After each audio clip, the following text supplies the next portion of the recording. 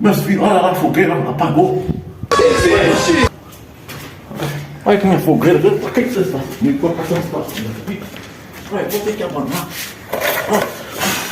Meu A Deus. situação do pastor de vocês, fazer fogueira pra vocês assim, abanando com tampa velha de bala.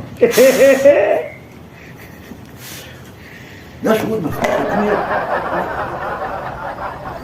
Eu fiz assim, grata. Esse papel que eu peguei no banheiro. Minha fogueira santa aqui pra vocês.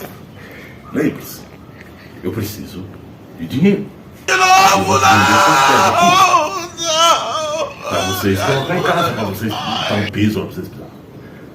Olha como é que tá a situação do seu pastor. Ó,